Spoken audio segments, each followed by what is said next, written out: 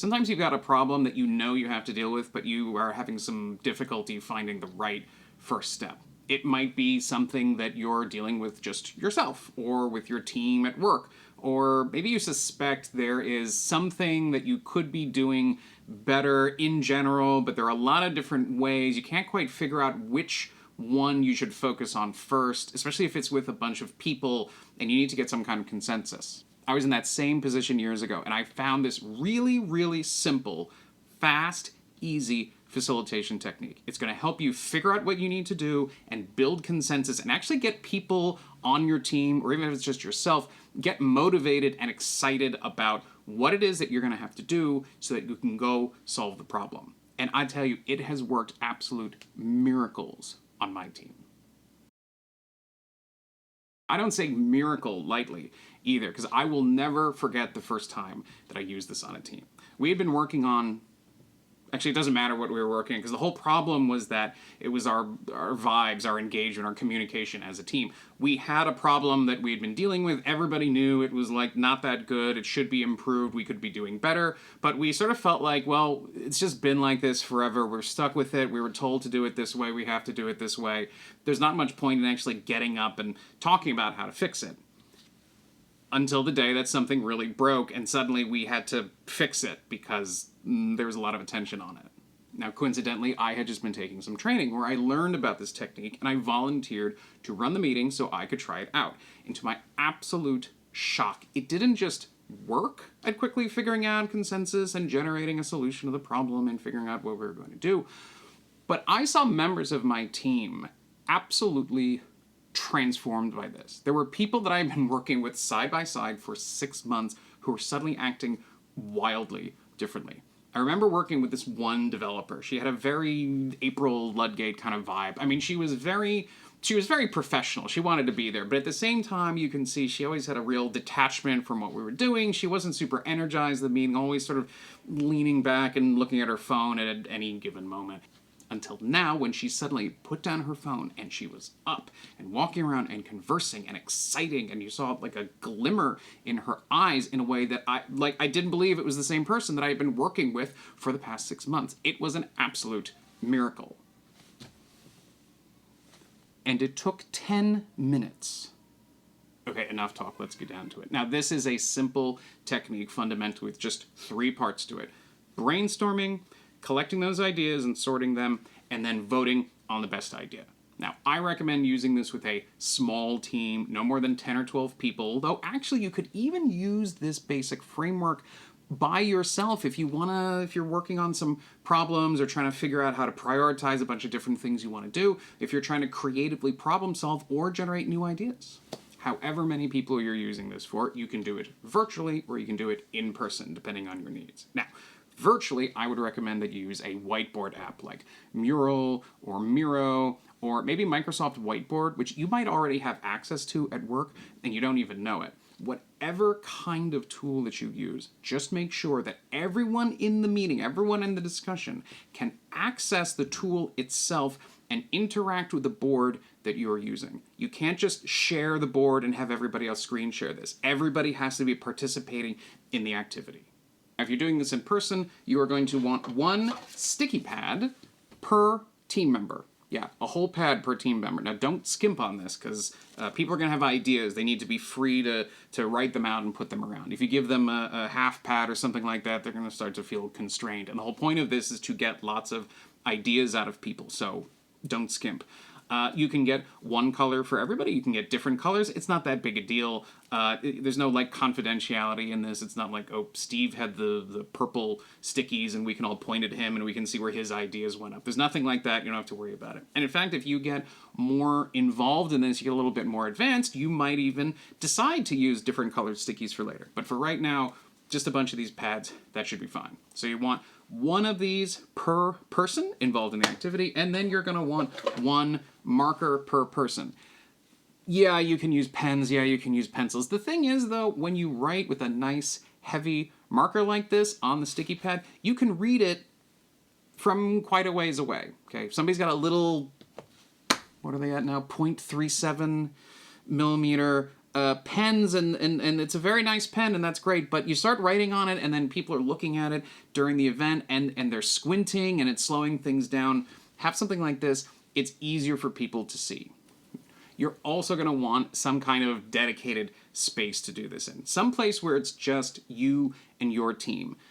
If you're limited, if you're in some big open area, open office space, and you can't find like a dedicated conference room or something, I mean, you can do that, it's fine, but having a dedicated space without as many disruptions is going to be really helpful. You're also going to want some kind of either a wall or a whiteboard or something that has enough space to put a lot of these stickies up, because there's going to be a lot of them involved in this exercise. Now, if you don't have a whiteboard, or if you only have conference rooms that have like that felt sound dampening material on it, you could probably just do this on a table and it would work just as well.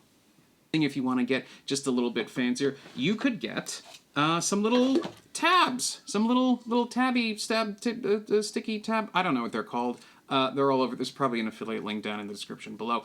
But you could get these because we're going to do voting, and the way you vote is, well, if you don't want to use these, that's fine. You could just use a marker, and people can just put their dot on the thing that they vote for. Again, we're not trying to track people's votes. It doesn't matter that they're different colors. We don't care what everybody votes for. That's not the problem. But the thing with these, and it's really fun, is having something physical, something that you can actually hold in your hand and you can put on the board. It helps. It helps. It gets people just a little bit more engaged, a little bit out of that sort of detached space that they've probably been operating in until now, which is why you're having some of these problems and why you want to have this big exercise to get everybody together. So something like this, it's a fun thing. It's a nice to have if you can have it. If not, it's fine. You should be fine just sticking with the markers and the sticky pads. Oh, one last thing, whether you are doing this virtually or you're doing it in person, you are going to need some kind of timer. A lot of the virtual apps out there have a feature on them. You can just set a timer. The facilitator can do that, and you set it, and everybody will see, and it'll count down, and it'll play sounds and whatever.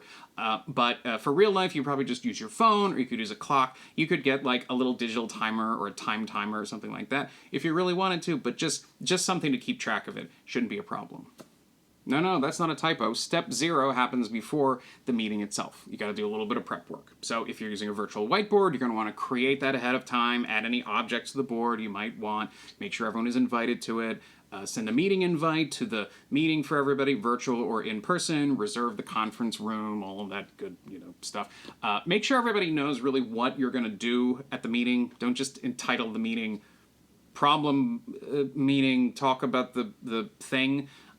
Let them know what you're going to be doing, and then get ready when they come there to open with a problem statement. You want to say what the problem is. You want to use neutral language. I mean, you obviously want to be clear about what the problem itself is, but you want to use language that it doesn't imply fault, even if you think there is somebody at fault in the room. Don't talk about fault. Don't worry about fault. There's just a problem that happened. And also make sure that you don't frame it in any way where you think or people think that you are implying what the solution should be. Because the whole point of this exercise is for a million ideas to come forward, and then we're going to pick the best ones. Okay, now that you have identified the problem, you've got everybody in the room, you're going to want to ask them to brainstorm ideas about the different elements of the problem, writing down one idea per sticky note. Now, they can talk about anything they want. You just told them what the problem is, and you just want a full-on, all-out brain dump. Everything they think about it. We are brainstorming. No ideas are bad. Just write them down. Yeah, now for this part, you are going to set a 2-minute timer and ask that everyone writes their ideas down in silence. If someone says, but what if I have a question? The answer to that question is, yes, write the idea down. All of it, everything. Put it down. We want everything as part of this exercise. The silence part of this is actually very important. Don't skip past this. One of the things that you learn as a facilitator, and I know I said you don't have to be a facilitator, don't worry, I'm just telling you how it works, is how much the interpersonal dynamics in a group can affect these kinds of discussions and then in turn the kind of work that you do as a team. Now I mentioned earlier that quieter, sort of less engaged team member for when I first did this, but we had another team member on the team who was kind of, I want to say, well, he could dominate certain conversations. But it was interesting because most people, when you say that to them, when you say we have someone who really dominates the conversation, they think of someone who is loud or boorish or like really full of themselves and they want to tell everybody what the answer is. But that wasn't the situation we had with him. What happened with him was he was like a 20-year subject matter expert. He was just incredibly knowledgeable about the thing that we were doing and the underlying technology, and he just like had loads and loads and loads of answers. And in fact, a lot of the questions, just by habit, most of the questions that we had would have sort of a technical answer to them, and he just had more answers than anybody else. And what it did is it sort of shaped the conversation around that. People became less engaged in a lot of these meetings because, well, this guy, who, by the way, totally nice guy, super nice guy, nothing, no interpersonal problems, nobody had any beefs, didn't yell at anybody, none of that. He just knew so much that he kind of created this gravity well, and he warped the conversations that we were having. And that's a problem because I've got a lot of people on this team, and a lot of other people have ideas, and if they are engaged and they're actually listening and paying attention and they want to share their ideas, we could get more ideas on how to do anything that what we're doing. But if they feel like, oh, Steve is the one who always has the answers, I'm going to sit back in my chair and not be engaged and not really talk to anyone and be part of this conversation, then they effectively are getting muted out of the conversation. That's where the silence comes in. This is a kind of technique, I call it a personality leveler. We do a lot of these things in Agile facilitation. This is why we ask you to like write things down on a card or submit a form online or vote silently and do this stuff. Because it does two things for us. It takes these people over here, the more introverted, quieter people, or just people who are just disengaged and are like, nobody cares what I really think about this stuff, I'm going to hang back. It takes those people and it gives them more of a voice. It gives them the ability to jot down idea after idea after idea. We sort of make them put their phone away for a minute. And if they have those ideas, they can get them down and they can get them out for everybody else to use, which is good. At the same time, you've got these other people, and yes, by the way, this does also work on loud, arrogant jerks. This guy I'm talking about was not at all super nice dude, but because he was so knowledgeable, he was providing way more input into these things. But because he has to sit down and he's only got 2 minutes to write answers on a bunch of sticky notes, and he has to put one idea per sticky note, guess what? That's a throttle on him. So we put the two of them, now they're basically on a level playing field. And I know some people worry about this. Nobody's going to recognize your handwriting. Nobody's going to recognize the color stickies. People aren't worried about this. They're not gunning for someone who said something different. I mean, maybe if you have like really, really, if you dot your I's with a heart, I can't help you. I'm sorry. That's more of a you problem. But giving everyone this venue where everybody can just write down a bunch of notes and then we're going to collect them and look at them, it really does effectively anonymatize. Nobody knows what you're writing. And so we get all the ideas together and then we get to keep the best ones. Okay, so once that initial brainstorming is done, you've taken 2 minutes and everybody's got a bunch of these stickies on their desk. I probably should have made a bunch of stickies here for visual, but you know what a bunch of notes look like when you write them down on your desk in front of you. So once that's done, you're going to invite everybody to get up, take their notes, walk over to the wall, and start collecting their notes together. You want everybody to put their notes on the wall, and you designate an area for it, and virtually it's just, you click and you say, we're going to do this over here. You do this, and you want them to group them together.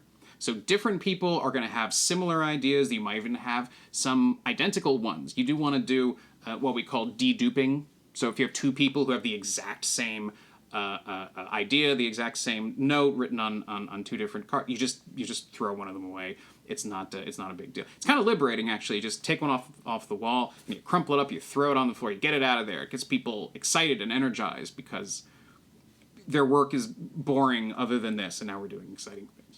Okay, but seriously, they will go up to the wall and you tell them to group their ideas together, and they will do this quite naturally. They will start to put related ideas really close, then they'll make another group over here that's like kind of like this one, but not so much, and they move those there, and they will just naturally take to this. The nice part about this is nobody will be able to like take all their notes and hand them off to somebody else because they don't want to engage. Everybody will have to get up and actually interact with the board, with the map, just a little bit. So you're going to want to give them 2 minutes to do this part, and I would again ask that they do it in silence. In real life, they might sort of mumble, like, what does this word mean? And ask someone to clarify their handwriting. But other than that, you want to make sure you don't have anyone in the group who's going to quarterback everybody else. One person who goes up, and that type A personality, they go up and they put a bunch of notes up there, and then they start grabbing notes out of other people's hands and putting them up. And don't worry, I'll organize all this for everybody. No, you won't. Don't do that. That's very bad. That's antithetical to the whole technique. If you tell people that they need to remain in silence as they're doing this, though, it really limits that person's ability to quarterback for everybody else.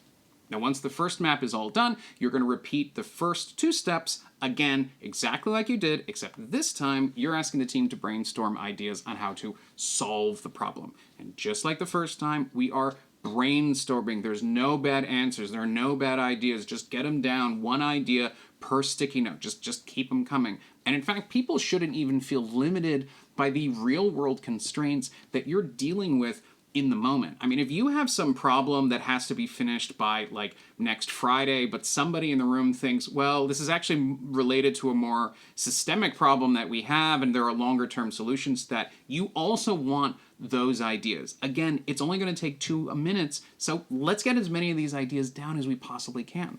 And of course, once everybody has written down their answers to the second question, you will go up to the wall, another space on the wall, and make another cloud thing with all the notes up there. Make sure there's just enough space between the two, because in a minute, you're going to get on to the next step, and people need space.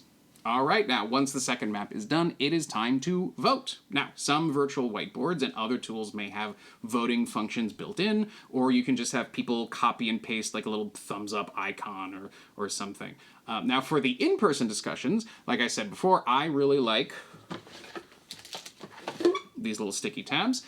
You can put them on an index card ahead of time for each person. Again, they feel nice. You had a nice, you set up at a meeting, it's fancy, and they walk in, and there's a sticky pad and a card with a bunch of things on it. It's all laid out, like you've put thought into this, and they really take it seriously. Again, if you don't have one of these, there's really nothing wrong with just having people put a dot when they vote on the idea. It's just, or a star, or, whatever else they want. It's really not a problem if you don't have these.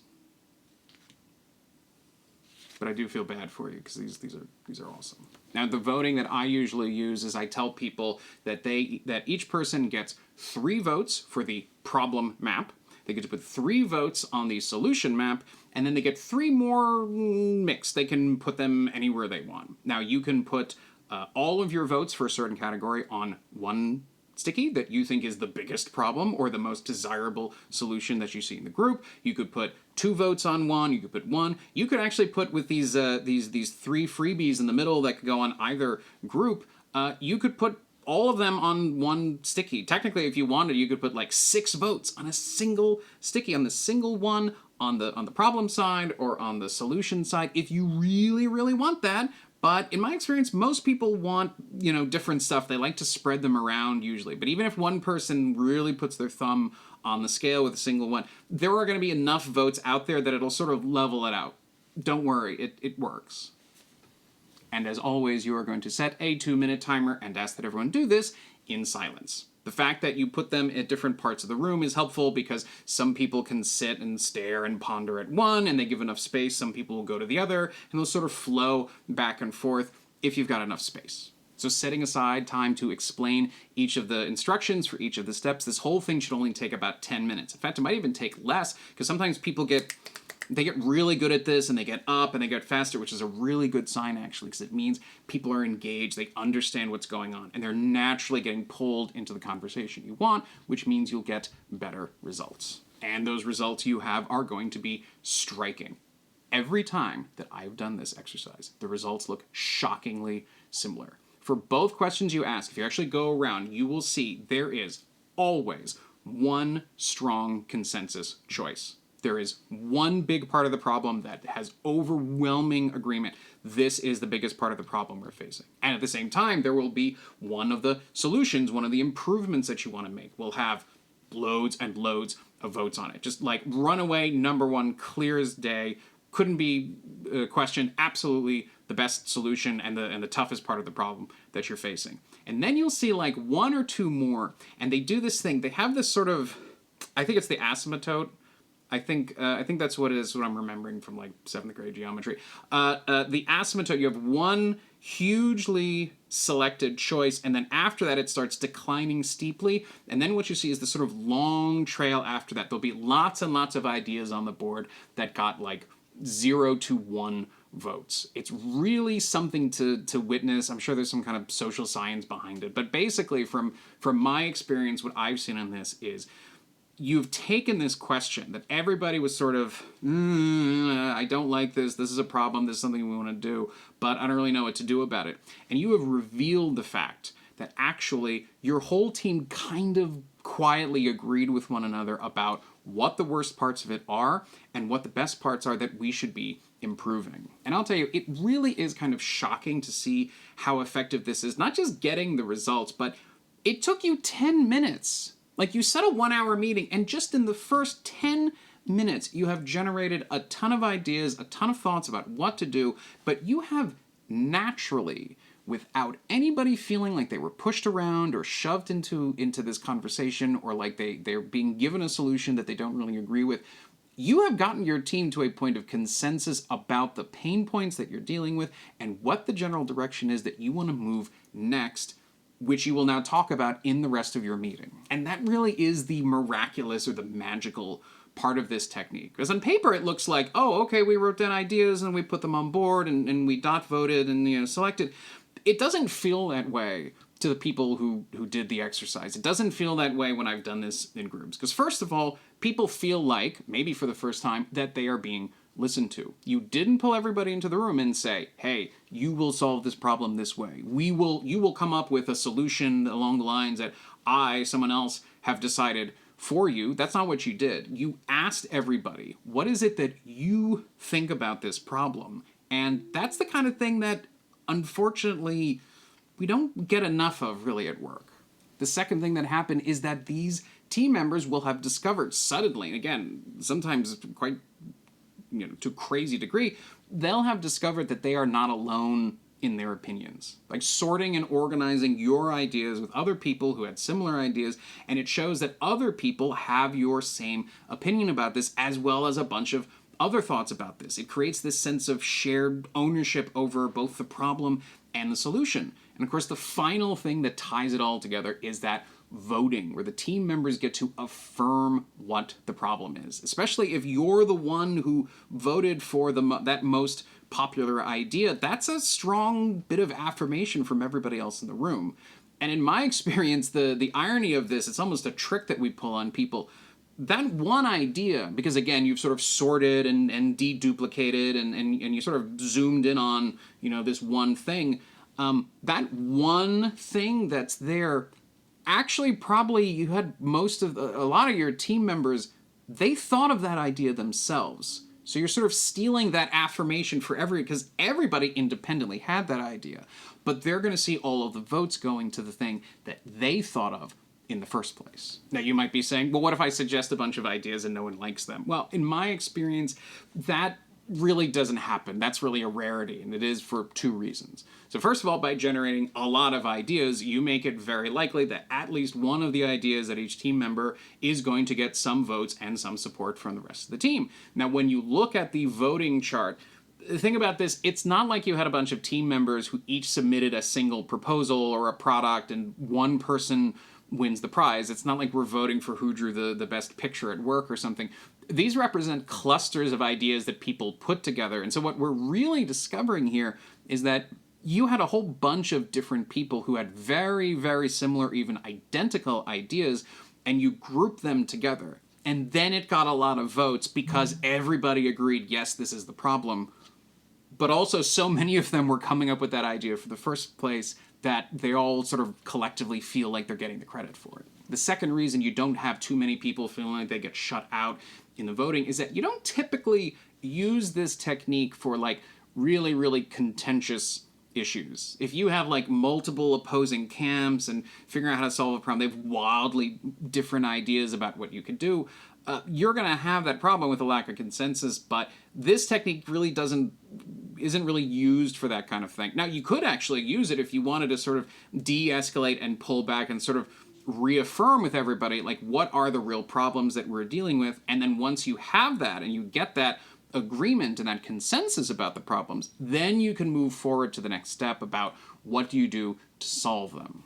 You know, there are a lot of ways to tweak and customize this technique. You can use it for a lot of different kinds of questions that you're trying to get to the bottom of and get consensus around. But I'll tell you, it's a great way to dip your toes in to trying some more engaging and hands-on ways of running meetings at work. You know, I had not done anything like this before. I do a lot of it now, but this was the first thing I'd ever done. It's really, really easy. It's really simple. It's really lightweight. Don't worry, just stick to the script and you will get some really, really great results out of it. You know, so often I hear from people, we'll get our team or another team and we're figuring out we've got to have some conversation, some kind of meeting, and somebody will raise their hand and they'll say, oh, I volunteered to facilitate the discussion on this.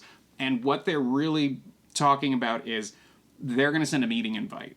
They're going to send an invite, they'll pick a time and find when everybody has some available time on their calendar, and they're going to put it on there, and then we'll all come together and we'll just talk.